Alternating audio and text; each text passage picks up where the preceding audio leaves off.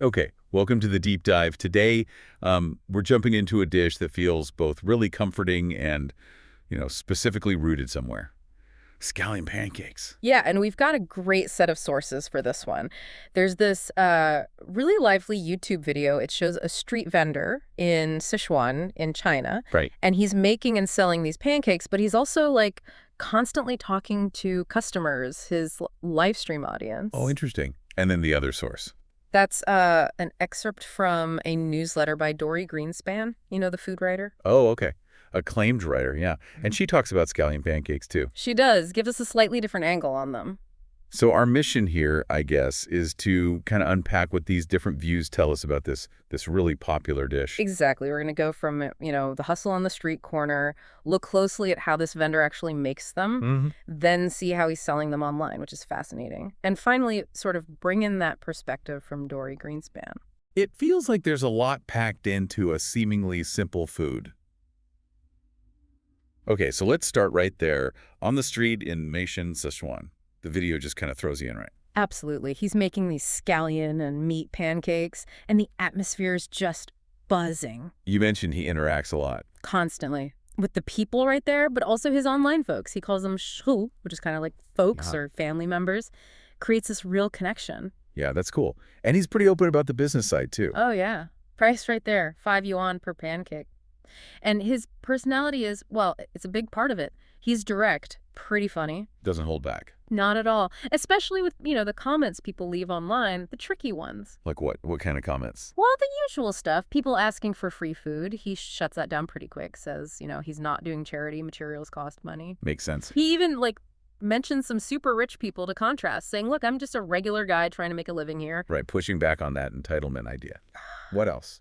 The other classic one, accusations of using O2, paid actors, basically, to make his line look longer. Ah, okay.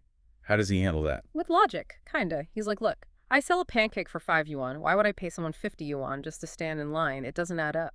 Good point. And then there's the stuff about ingredients, especially the oil. Oh, the gutter oil thing. Exactly. He really defends himself there. Says he uses bottled cooking oil, shows the bottle sometime. He has that joke, right? Yeah, he jokes that, you'd actually have to find gutter oil, dig it out of a sewer. It might even be more expensive. It's his way of saying, come on, be serious. It paints a picture, definitely. Mm. How does he describe himself then? Pretty simply, Beng de amdekte.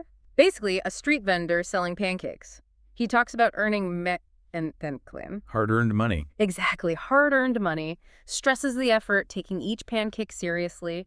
And you hear him mention his family helps out too, so it's like a whole operation. It feels very grounded. Honest work. Okay, so let's zoom in on the pancake itself. What details does he give us from, right there by the stove? Okay, so the filling, it's lion, krungrosian, scallion and meat. Specifically pork, he says. And the scallions. He's particular about those. He is. He uses siknan, rjiemchum, the small, fragrant kind, not the big ones. Zat da chung chung. He makes a point of that. Interesting detail. That probably makes a difference. What about the dough? The dough is femian, so it's leavened dough. That suggests a certain texture, maybe a bit more puff or softness inside than some other flatbreads. Right, not like a super thin, crackly thing necessarily. And how does he cook them? He uses this specific pot, calls it a noji jingo. I Yeah. don't know exactly what that is. Maybe a local style of pan or wok. Okay. But the method, he calls it xian, which is pan frying, or even juzhengos, banjan, banja. Semi-fried, semi-deep fried, so a good amount of oil. Yeah, definitely using a generous amount of oil. Yeah. And that leads to the result he wants. Which sukui. Crispy and golden brown on both sides. But crucially, the inside stays tender. Ah, that classic combo. Crispy outside, soft inside. Exactly. And again, he brings up the oil, bottled oil, definitely not gutter oil. Compares the amount maybe to what you'd use in hot pot, trying to normalize it. Gotcha. Any other flavor notes? Yes, interestingly, he says it contains hujie, Sichuan peppercorn. Oh, so it's got that numbing tingle. It seems so, but he specifically says dat midlao, no spicy heat. So you get the Sichuan peppercorn aroma and maybe that tingle, but not chili hot. That's a specific flavor profile.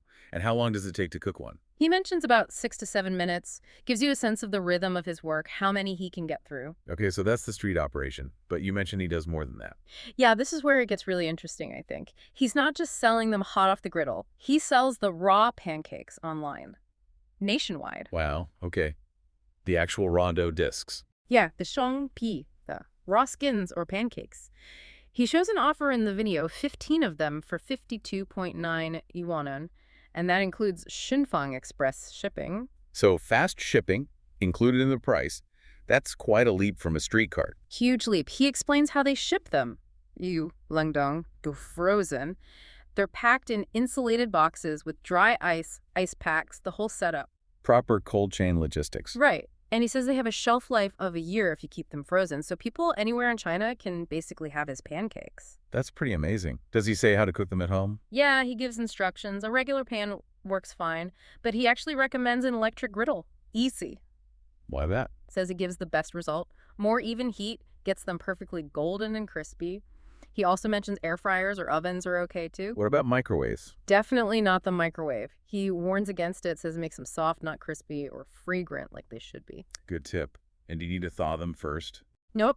Cook straight from frozen. That's important too. Just cook until they're golden and crispy. Does he mention if they're like exactly the same as the ones he sells on the street? He notes the size and price are different, which makes sense for a shipped product. But the idea is, yeah, the cooked texture and flavor should be the same experience. And where are these actually made? The raw ones for shipping. He mentions the factory is in Jiangxi province. Oh, okay. So the original craft is in Sichuan, but the scaled up production for shipping happens elsewhere. Seems like it. You've got the Sichuan vendor, maybe local ingredients there, Yeah. then factory production in Jiangxi and shipping all over the country. It's quite the journey. It really is. Okay, so we have this really detailed picture of the vendor, his street business, his online business.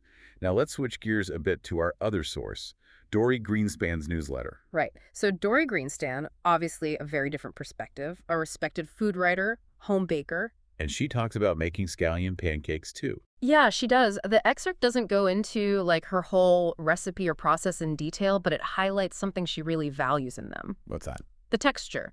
She specifically mentions loving the flaky texture. Flaky. Okay, that's interesting because the vendor emphasized crispy and tender.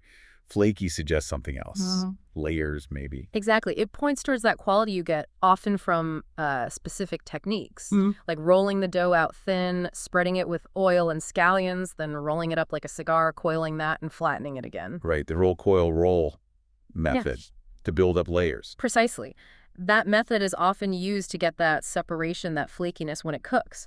So while the vendor's using leavened dough and aiming for that specific crispy tender contrast from the pan frying, a food writer like Greenspan might be focusing more on achieving those internal layers, that delicate flakiness, which sometimes comes from unleavened or maybe laminated doughs.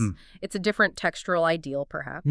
Yeah, it seems like maybe different priorities within the same, broad category of scallion pancake. Okay, so bringing these threads together, what does this all tell us? Well, we've seen the pancake in a few different lights, haven't we? It's this vibrant, very personal street food business in Sichuan. Right, tied to the vendor's personality and hustle. Then it's also this carefully managed frozen product, scaled up, shipped nationwide from a factory in Jiangxi. That's a whole different world. And then you have the appreciation from someone like Dory Greenspan, focusing on a specific culinary quality, that flakiness. The vendor seems focused on, well, its livelihood, right? Making a good product efficiently, connecting with customers directly, getting that satisfying, crispy, tender result people want right then and there. It's about the immediate experience, the transaction, the hard work. Yeah.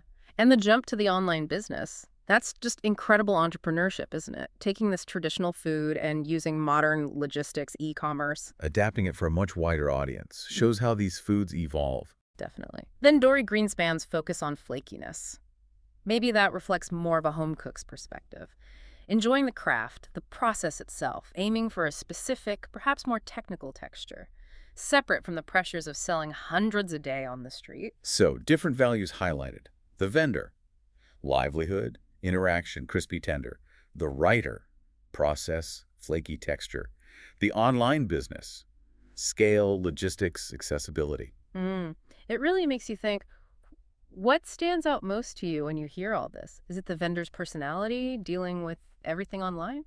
Or maybe the sheer logistics of freezing and shipping something like that across China. That's pretty complex. Or is it just thinking about the different ways people appreciate the same dish? As a quick hot snack, as a business, or as like a culinary project focusing on flakiness? It really shows how much story, how much effort can be layered into one, humble pancake. We've kind of followed it from the street corner heat and chat all the way to potentially someone's home kitchen cooking it from frozen. So thinking about that whole journey, the vendor talking to his dako, the heat from that janyu pot, the dry ice and insulated boxes traveling across the country, the focus on getting it just right, whether that's crispy, tender, or flaky. Here's something to chew on. What does this whole trajectory from local street food to national product and admired home-cooked dish really tell us about how traditional foods are changing and adapting in our super-connected digital world today?